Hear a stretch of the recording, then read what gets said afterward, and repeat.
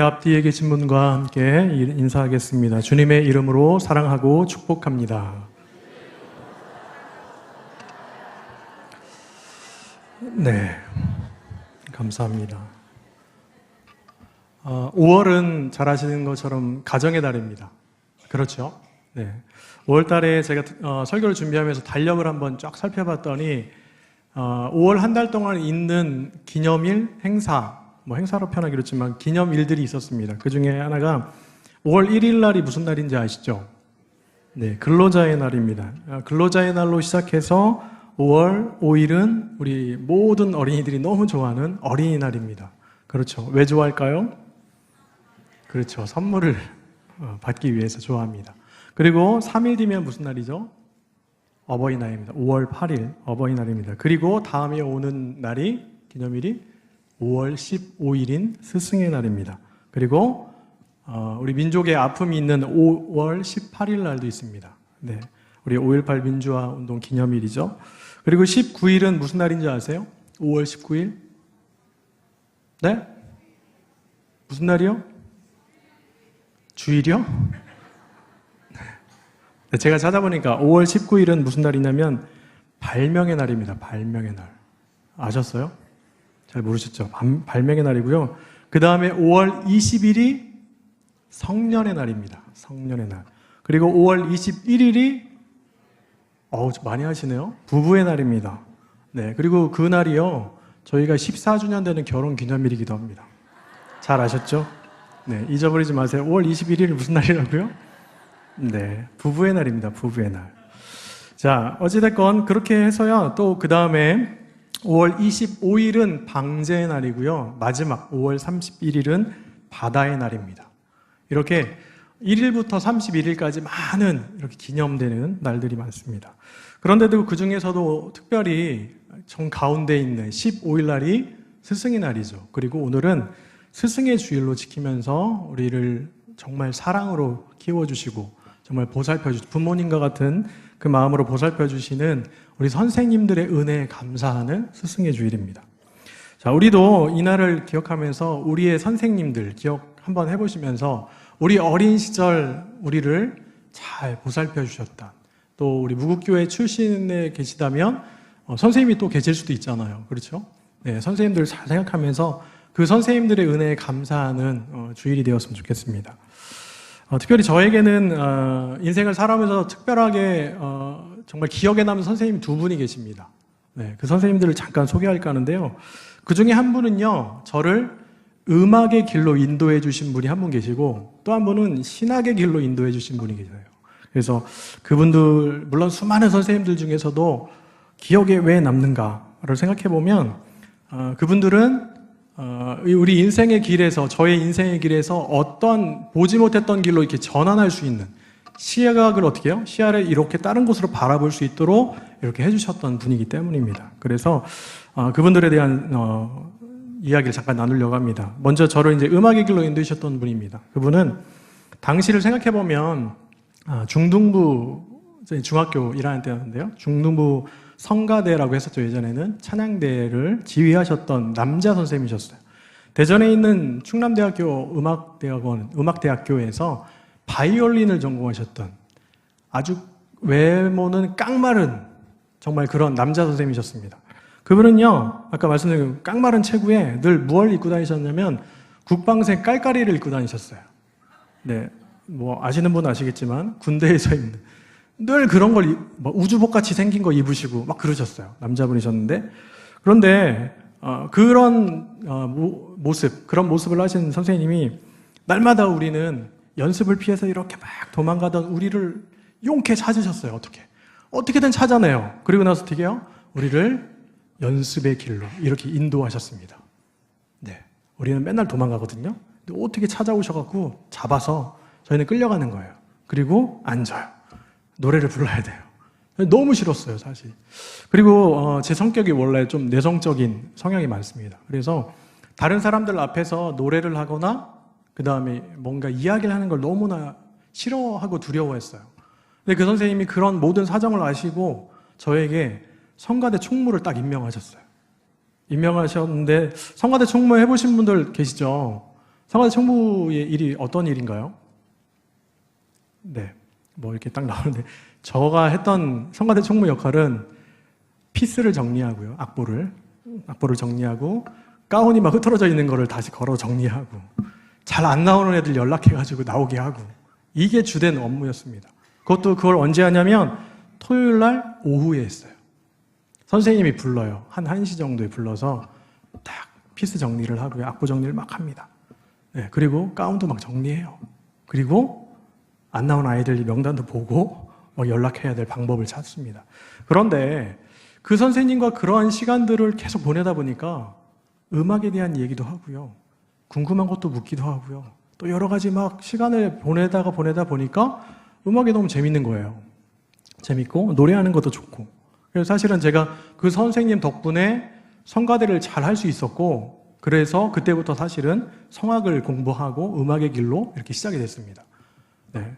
그것을 시작으로 해서 지금 현재까지도 찬양 인도하고 음악적인 것들을 이렇게 감당하는 것 같습니다. 그래서 제 인생을 돌아보면 저를 가르쳐 주셨던 레슨 선생님도 계시고 여러 교수님들도 계시지만 그보다 음악의 길로 이렇게 인도해준 처음에 그 시야를 이렇게 볼 수 있도록 제시해 주신 그 선생님이 저는 음악적인 것에서 가장 기억에 남습니다.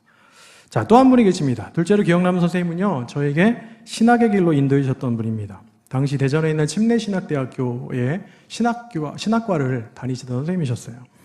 자, 그 선생님이 현재는 침례교단에서 목회하시는 목사님이 되셔서 목회 열심히 잘하고 계십니다. 그 선생님은 정말 잘생기셨어요. 제가 그 당시에 볼 때도. 최근에도 페이스북으로 보니까 되게 잘생기셨어요. 네, 그 잘생긴 외모와 함께 기타를 치셨어요. 그리고 정말 저희 모교에는 되게 보수적이었거든요. 그래서 피아노하고 오르간 외에는 악기가 절대 허용되지 않는 그런 교회에서 유일하게 처음으로 기타를 메고 찬양 인도를 하셨던 저희에게는 영웅과 같은 분이셨어요. 네, 그런 모습의 그 선생님. 그뿐만 아니라 고등부 선생님 교사를 하셨어요. 이야기를 하고 이런 모든 분들을 나누면서 하나님께서 부르시는 그 사명 또 신학의 길로 가야 되겠다라고 하는 그런 길들을 많이 제시해 주셨습니다. 그래서 그분을 생각할 때마다 물론 여러 가지 하나님께서 원하시는 것도 있었고 여러 가지 사건들도 있었지만 그보다도 신학의 길로 갈 수 있도록 인도해 주신 분, 그러면 제일 먼저 떠오르는 분이 바로 그 목사님이십니다. 네. 자, 두 분뿐만 아니라 우리 인생에는 저뿐만 아니라 모든 우리 여기 계신 성도님들 인생 가운데 선생님들이 무수히 많으세요. 그렇죠. 초등학교 때부터 선생님 계셨고 교회 학교, 네, 중고등부 지나면서 많은 선생님들이 있습니다. 그런데 많은 선생님들 가운데서도 이 두 분이 생각나는 것은 아까 앞에서 말씀드린 것처럼 하지 않았던 것을, 내가 해보지 못한 것을 이제는 할 수 있도록 그것을 방향을 제시해 주는 거예요. 네, 제가 사역을 하면서 어느덧 이제 부교육자 생활을 한 게 한 20년이 넘었습니다. 그런데 그 생활을 하면서 무국교회에서 처음으로 시도했던 게 있습니다. 그게 뭔지 아세요? 네, 곡을 쓰는 일입니다. 곡을 쓰는 거. 네, 지금까지 한 번도 곡을 써본 적이 없었어요. 네, 곡을 써본 적이 없었는데 어느 날 담임 목사님께서 저에게 그런 말씀하셨어요. 한 목사님은 이런 작곡 같은 걸 해본 적이 없냐, 할 수 없냐라고 물으셨거든요.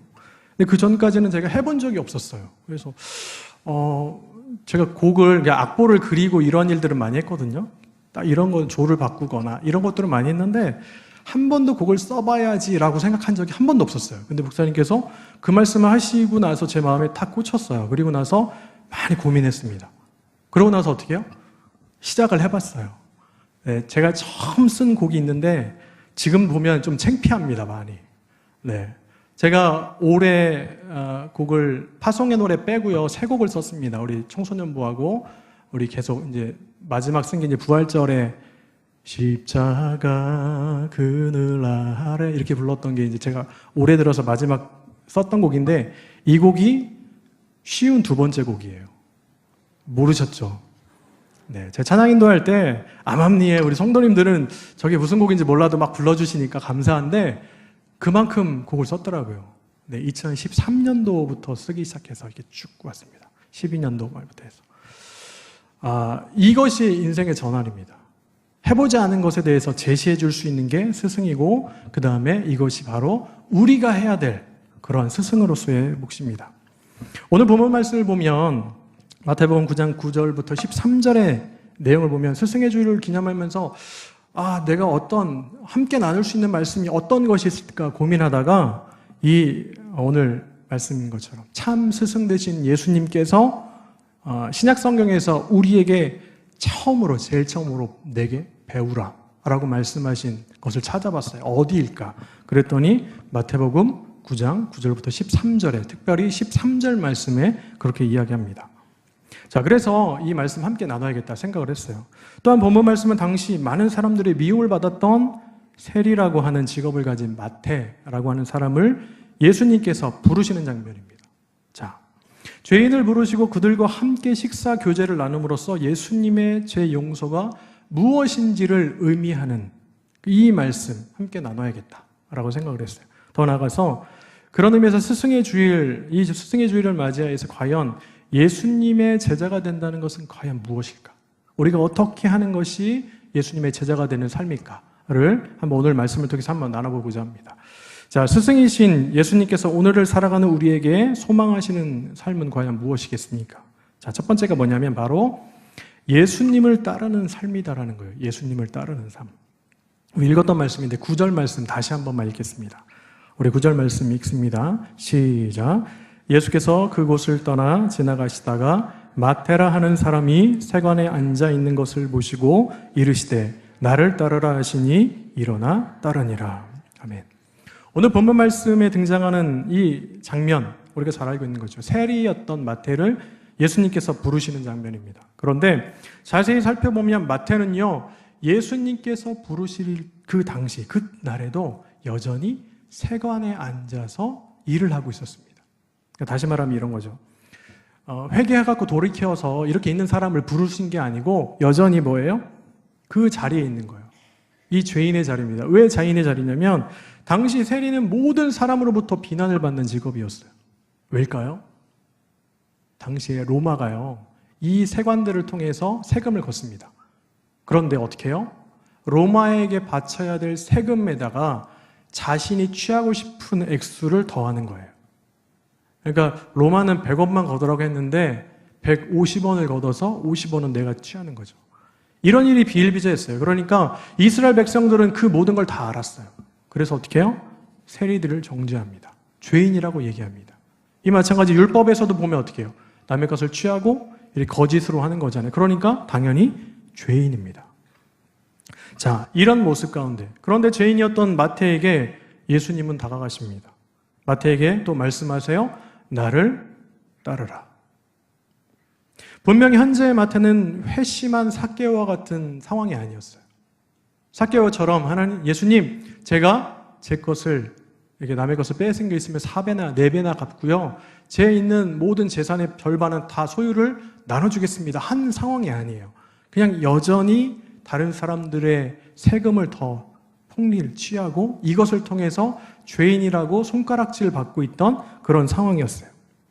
자, 그런데 예수님은 죄인인 마태에게 다가가셔서 그를 제자로 부르셨습니다.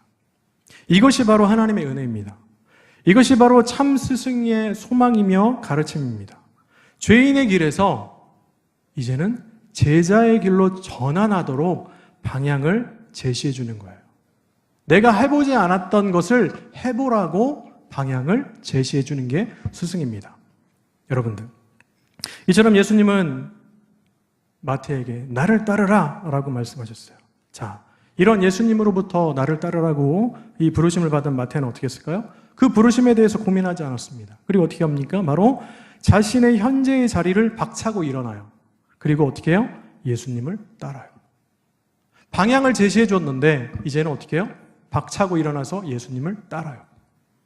다시 말해 자신이 지금껏 죄를 짓고 다른 사람들을 괴롭혔던 그 자리, 즉 죄인의 자리에서 일어나 이제는 예수님의 제자의 자리로, 그 자리로 돌이키기로 결단하는 거예요. 이 행동을 했어요. 그렇다면 이제부터 마태는 죄인일까요? 아니면 의인일까요? 생각해 보세요. 자, 또한 마태는요, 돌이키는 것으로만 그치지 않았습니다. 예수님을 자신의 집으로 초대했어요. 그리고 자신과 같은 처지에 있는 동료 세리들을 많이 초청합니다. 그래서 예수님과 함께 식사 교제를 나눴어요. 다시 말하면 이런 거죠. 마태는 예수님으로부터 부르심을 받아 돌이켰어요. 그 돌이킨 이후에 예수님과 삶을 함께 하겠다고 결단하면서 그렇게 행동을 했어요. 그리고 이 모든 것을 통해서 어떻게 해요? 다른 사람들을 초청하며 함께 나아갑니다. 이와 같이 예수님과 함께 살아가는 것이 바로 주님을 따르는 제자가 되는 삶입니다. 내가 따르겠습니다. 대답만 하는 게 아니고요. 박차고 일어났다면 어떻게 해요? 삶을 예수님과 하나님과 함께 해야 돼요. 이것이 제자로 예수님을 따르는 삶의 모습입니다. 자, 그렇다면 언제까지 그리고 어떤 상황까지 예수님과 함께 해야 될까요? 자, 본문 11절 말씀에 이런 말씀을 합니다. 바리새인들이 보고 그의 제자들에게 이르되 어찌하여 너희 선생은 세리와 죄인들과 함께 잡수시느냐 라고 하면서 어떻게 해요? 바리새인들이 그 모습을 보고 정죄합니다. 비난하면서 질문을 해요. 자, 우리도 신앙생활을 하다 보면 그런 경우가 있습니다. 예수님으로 인해서 마음이 상할 때가 있어요. 그리고 예수님으로 인해서 비난을 받을 때가 있습니다. 전도를 하다 보면 믿지 않는 사람들로부터 공격을 당할 수도 있어요. 그리고 비아냥거림을 받을 수도 있습니다. 그리고 교회에서 선한 사업을 하다 보면 손가락질을 받기도 합니다. 여러분들, 그럼 어떻게 될까요? 이런 상황에 처하게 되면 어떻게 될까요? 그만하지 뭐. 이렇게 해야 될까요? 아, 예수님 언제까지 따라? 한 5년 따랐으면 됐지. 10년 따랐으면 됐지. 혹시나 우리가 이렇게 그 어려움 때문에 예수님과 함께하는 것을 포기할 때는 없습니까? 잘 생각해 보셔야 돼요. 예수님께서는 죄인된 우리를 제자로 부르셔서 우리가 주님 앞에 나아갈 수 있도록 주의 길을, 제자의 길을 걷도록 하셨는데 우리는 어려움을 당한다고 때로는 어떻게 해요? 예수님과 함께하지 않으려는, 그 예수님과 함께하는 삶을 포기하는 그런 모습을 살 때가 있다는 거죠. 그런데 끝까지 주님과 함께하는 모습이 어떻게 해요? 어렵지만 우리는 행해야 됩니다. 정말 어렵지만 우리는 견뎌야 돼요. 자, 그러면 이 모습이 쉬워서 그럴까요? 쉬운 것은 아니잖아요. 왜 쉽지 않아요? 처음에는 죄인이기 때문에 우린 죄인이죠. 예수님을 믿기 전에는 죄인이잖아요. 근데 그 죄인 때는 아, 당신 죄인이야 라고 얘기하면 우리가 그걸 받아들일 수 있어요. 그렇지, 내가 죄인이지. 내가 허물 많은 사람이지. 예전에 어린 시절 부모님들, 우리 윗세대 신앙 생활하셨던 선배분들이 부르셨던 것처럼 찬양에 늘 기억 남는 게 있습니다. 뭐냐면 벌레만도 못한 내가 라고 하는 구절이 있어요. 세상에서 방황할 때 라는 곡이죠. 벌레만도 못한 내가 용서받을 수 있나요? 이렇게 불러요. 우린 그렇기 때문에 당신 죄인이야? 그럼 맞습니다. 제가 죄인입니다. 이렇게 고백해요. 그런데 5년이 지나요. 10년이 지나요. 15년, 20년이 지나요. 그리고 어느 순간 제가 성도였다가 집사님이 되고 안수 집사님, 권사님, 장로님이 돼요. 저로 따지면 제가 그냥 일반 청년이었고 학생이었다가 신학을 공부하고 교육전도사님 되고 그 다음에 전도사 되고 목사가 되고 단회 목사님 되고 막 쭉 이렇게 가요. 가다 보면 어떻게 해요? 당신 죄인이잖아. 그러면 어떻게 해요? 저런 말도 안 되는 소리를 하고 있어. 여러분들 잘 생각해 보셔야 돼요. 오늘 정죄했던 바리새인들을 한번 바라보세요. 바리새인들이 처음부터 딱 태어나자마자 난 바리새인이야, 당신들은 죄인이야 이렇게 정죄했을까요? 절대 그렇지 않았어요. 바리새인들도 하나님의 은혜를 경험한 사람들이에요. 하나님의 은혜를 경험하고 율법대로 살려고 노력했던 사람들이에요. 그런데 어떻게 해요? 자신의 의가 점점점 커지고 하나님의 은혜보다 자신의 의가 더 커지다 보니까 다른 사람들을 바라볼 때 하나님의 은혜가 보이지 않고 뭐가 보여요? 죄가 보이는 거예요. 내 의로 판단해보니까 당신은 죄인이야. 어떻게 예수님께서 저 죄인들, 세리와 저런 사람들과 식사할 수 있느냐? 너희 선생은 왜 그래? 라고 질문할 수 있는 거예요. 오늘날 우리도 그런 자리에 있지 않는지 생각해 봐야 됩니다. 여러분들, 우리는 죄인이에요. 우리는 죄된 속에서 하나님께서 부르셨습니다. 그 부르심에 합당하게 날마다 주님 가운데 동행하고 살아가야 돼요. 그런데 살다 보면서 신앙의 연륜이 쌓이면서 그 연륜을 무기 삼아서 다른 사람을 정죄하는 그런 삶을 살아서는 안 됩니다. 오늘 스승의 주일이잖아요. 스승은 어떤 사람이라고요? 가보지 못한 길을 이렇게 갈 수 있도록 그 길을 인도해 주는 입장이에요. 그 방향을 제시해 주는 사람이에요. 우리가 새가족들이나 믿지 않는 사람들을 향해서 어떻게 해야 될까요? 예수님께로 나올 수 있도록 이렇게 인도해 주셔야 됩니다. 한 번도 예수님을 만나보지 못한 분들에게 예수님을 만날 수 있도록 그 길을 이렇게 방향을 제시해 줘야 돼요. 그것이 바로 우리가 먼저 믿은 사람으로서 행해야 될 모습입니다. 예수님은 오늘도 나를 따라오너라, 나를 따르라 라고 말씀합니다. 우리는 어떻게 하시겠습니까? 우리도 지금도 따라야 돼요. 내일도 따라야 되고 모레도 따라야 돼요. 평생을 따라서 이제는 하나님께서 원하시는 주님 만난 주님 그 나라 갈 때까지 계속해서 따르고, 그리고 우리 다음 세대들 후대들에게는 어떻게 해요? 주님을 따를 수 있도록 그 길을 자꾸 인도해 주는 그런 역할을 감당하는 우리의 삶이 되어야 될 줄로 믿습니다. 그것이 바로 스승이신 예수님께서 우리에게 원하시는 첫 번째 소망입니다. 자, 그럼 두 번째 우리를 향하신 소망이 무엇일까요? 두 번째는 바로 예수님께 배우는 삶을 살아야 합니다. 배우는 삶. 우리 마지막으로 한번 읽겠습니다. 우리 13절 말씀 다시 한번 읽겠습니다. 13절입니다. 시작. 너희는 가서 내가 긍휼을 원하고 제사를 원하지 아니하노라 하신 뜻이 무엇인지 배우라.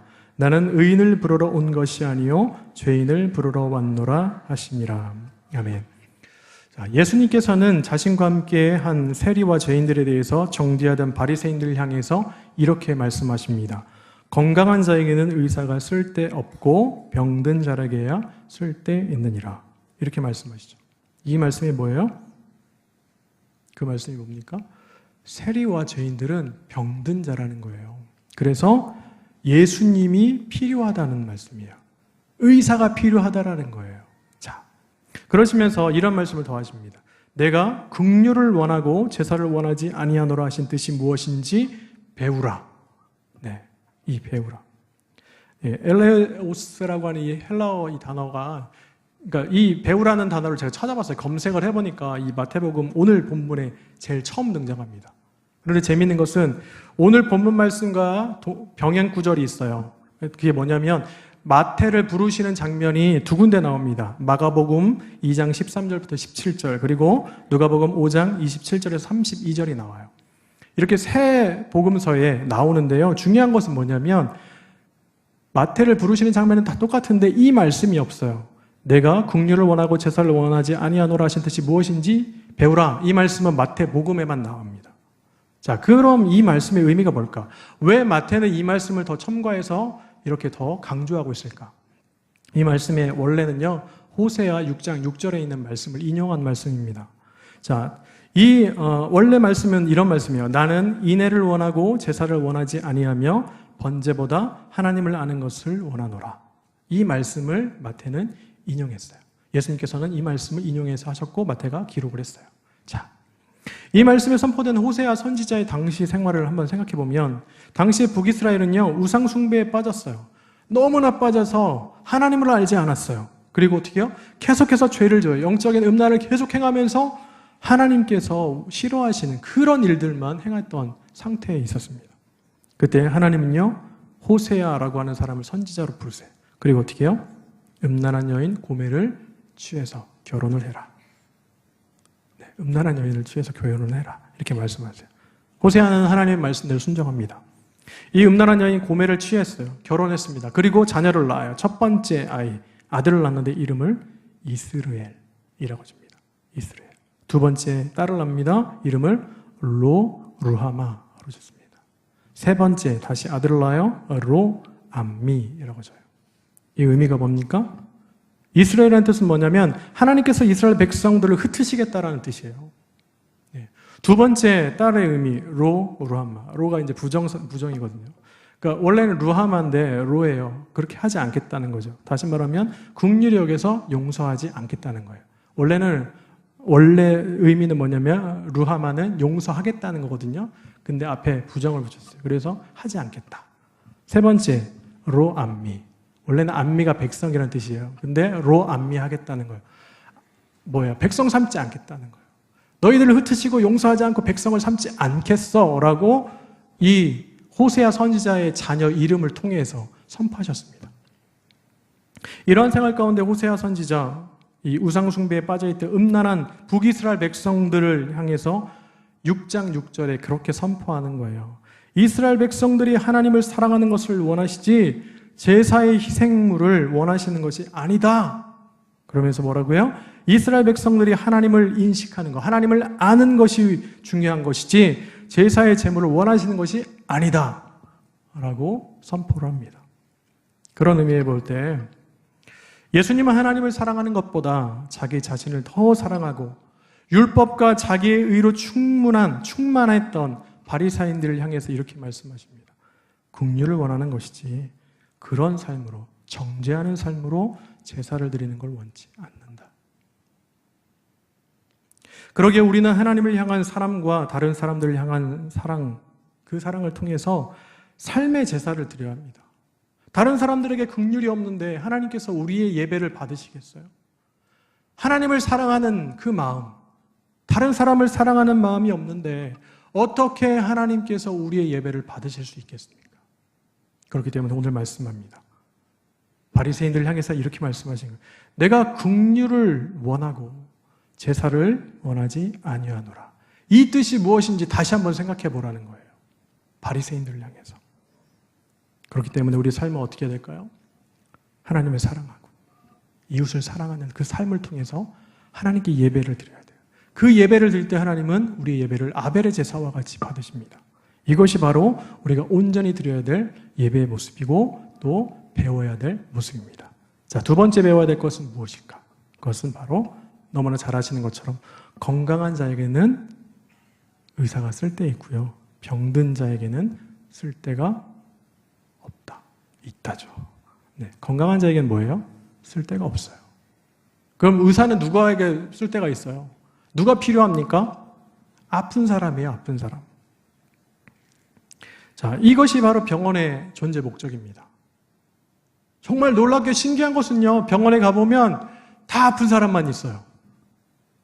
아니, 어떻게 저렇게 다 아플 수 있지? 그렇지 않아요? 네, 최근에 막 감기에 걸려서 가보면 감기 환자가 너무 많은 거예요. 아니, 어떻게 이 병원은 다 감기 환자들이 이렇게 많지? 왜 그래요? 병원이 필요하니까. 그렇죠. 가시는 거잖아요.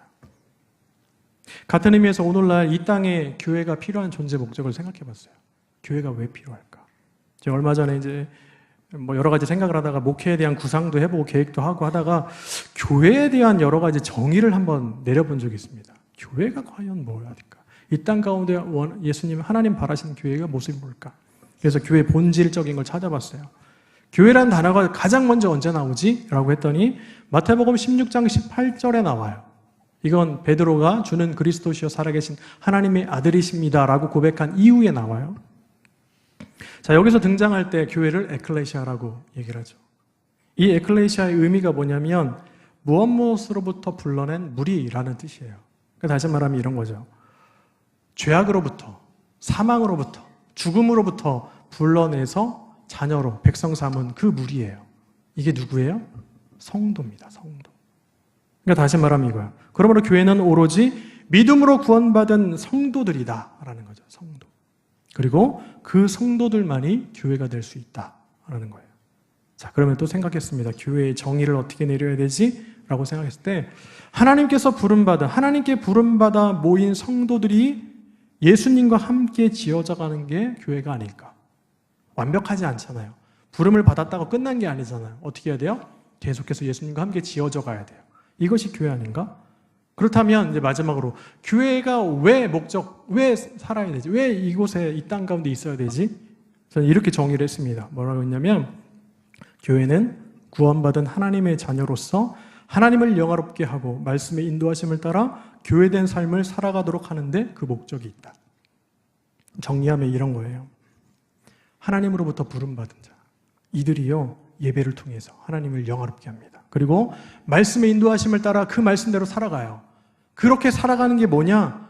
교회다라는 거예요. 그렇게 못 사니까, 그렇게 못 살아가니까 그렇게 살아가도록 하기 위해서 그런 목적을 가진 게 우리 교회 공동체예요. 우리가 해야 될 삶의 사명이기도 합니다. 자, 이와 같이 교회에 대한 중요한 요소 바로 모든 것 안에 들어있는 게 성도였습니다. 성도. 다시 말해 하나님께 부르심을 받은 성도가 바로 교회이며 그 성도들이 예수님과 함께 삶으로 지어져가는 것이 또 교회이고 그 성도들이 예배를 통해 하나님을 영화롭게 하고 하나님의 말씀을 따라 하나님 안에서 살아가는 것이 교회구나. 그러니까 뭐예요? 여기 앉아서 예배 드리시는 우리 성도님들이 바로 교회예요. 그러면 어떻게 살아가셔야 돼요? 교회답게 살아가셔야 돼요. 교회로 살아가셔야 돼요. 교회된 사명을 감당하시며 살아가셔야 돼요. 또한 중요한 게 있습니다. 그것은 뭔지 아세요? 교회의 시작이 바로 믿지 않은 데에서 믿는 것으로부터 시작됐다는 거예요. 다시 설명드릴게요. 죄인의 길에 있던 이 사람들은 하나님의 부르심을 받았어요. 그리고 하나님의 길로 가겠다고 이 결단한 그 고백 위에, 믿음의 고백 위에 교회가 세워졌습니다. 성도님들 아니었던 분들이, 죄인이었던 분들이 내가 이제는 예수님을 믿겠습니다 라고 하는 그 믿음의 결단의 고백 위에 교회가 세워졌기 때문에 죄의 길에서 이제는 교회된 길로 이렇게 되었다는 거예요. 누가 부르셨어요? 하나님이 부르셨어요. 그 부르심 앞에 죄인의 길에서 시작됩니다. 오늘 다시 본문으로 돌아오면 마태는요, 죄인의 길에서 일하고 있었어요. 세관으로 계속 일하고 있었습니다. 그때 누가 불렀어요? 예수님께서 나를 따르라. 내가 따르겠습니다. 박차고 일어나 따르는 순간 그 마태는 교회예요. 네, 그 교회예요. 마태가 교회가 됐어요. 여러분들, 그 교회가 됐는데 비난할 수 있겠습니까? 죄인이다. 야, 너희 선생님은 죄인가? 그렇게 식사할 수 있느냐? 할 수 있겠습니까? 할 수 없죠. 우리가 잘 생각해 봐야 됩니다. 그러기에 교회가 이 땅 가운데 진정으로 필요한 이유가 뭘까? 물론 여러 가지가 있겠지만 그 중에서도 오늘 본문 말씀에 나타난 예수님의 말씀과 같이 생각해 본다면 죄인들에게 그리고 병든 자에게 교회는 필요하다. 바로 정의할 수 있습니다. 제가 얼마 전 이 말씀을 묵상하면서 제 페이스북에 이런 묵상의 생각들을 정리해서 올렸던 적이 있습니다. 뭐라고 했냐면 이렇게 생각합니다. 주님은 오늘도 나를 따르라고 말씀하신다. 왜냐하면 나는 여전히 의원이 필요한 병든 자이고 죄인이기 때문이다. 그래서 주님을 기쁨으로 따를 수 있다. 행여나 긍휼은 없고 제사만 드리는 그리고 주님을 따르지 않는 바리새인과 같이 되지 않기를 오늘도 간절히 기도한다. 이렇게 고백했어요. 참 스승이신 예수님, 그 예수님의 소망을 따라서 오늘도 우리는 주님을 따르고 주님께 배우는 그런 삶을 살아가시는 우리 모든 성도님들 그리고 제가 되기를 우리 예수님의 이름으로 간절히 축원합니다.